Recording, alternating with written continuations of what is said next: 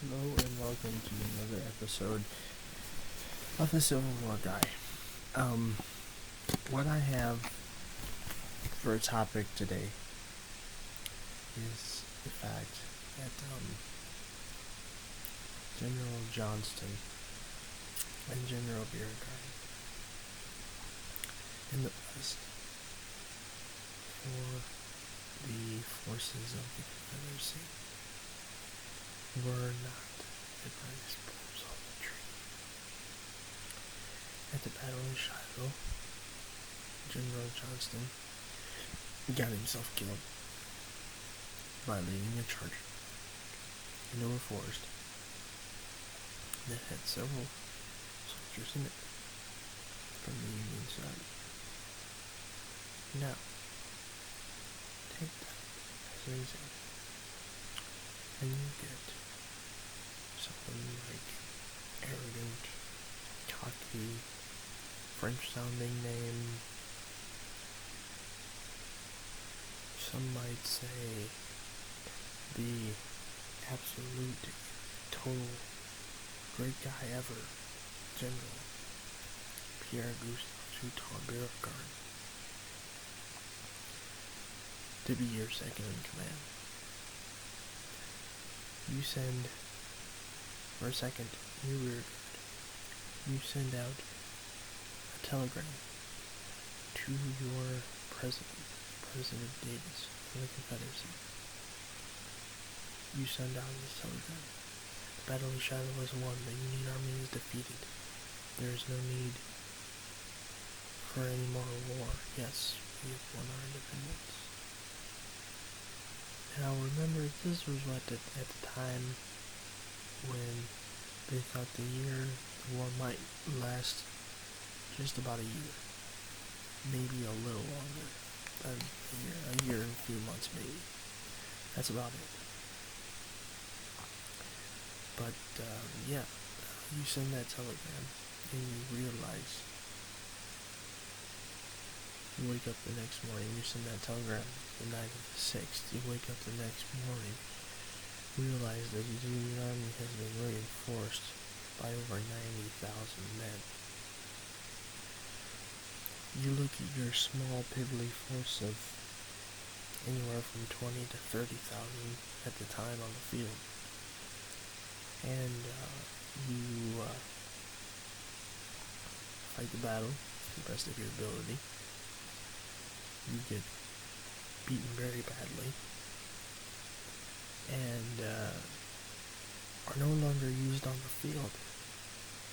As a general on the field, you were taken to Richmond and are put in charge of the Richmond Home Guard in Virginia. You went from person who was in charge of firing on Fort Sumter to being used in the West as the second in command to, at the time, the highest general in the Confederate Army, General Johnston. General Johnston gets killed. You're made largest, highest commanding officer at the time. You screw up on the second day of Shiloh, and you get your military hind end placed in the Richmond Home Guard. I say you failed big time there. You went from the best to basically the worst. Then you had Robert E. Lee step up, kick butt, take names for over 2 years. And he definitely knew how to handle his soldiers.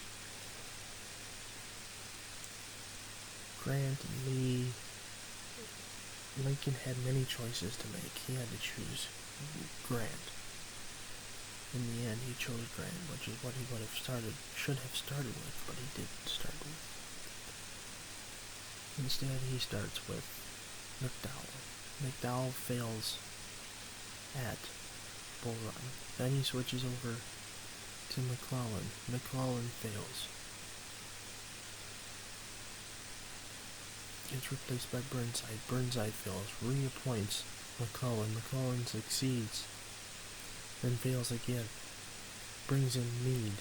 Meade succeeds, fails. Brings in Grant. Grant succeeds, stays succeeding, gets the surrender of the Confederate forces, and finally, then Grant becomes the 18th President of the United States. You see, in all reality, those two sides had to pick generals that were the best. The Confederacy took less time, yes. They had a great general, yes.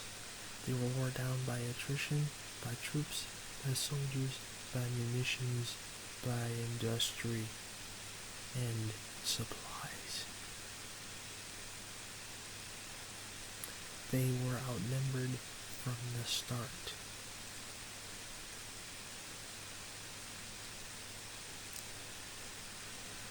Some people, however, will not say that. The option's up to you. Which side are you on? Leave a comment in the comment box. Let me see what you think. I will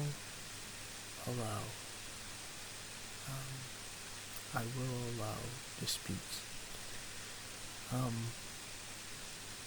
Yeah. I guess a side fact to throw in with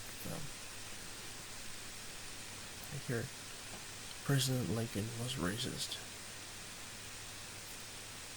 Politically, he was racist. Morally, he was not. His moral side of him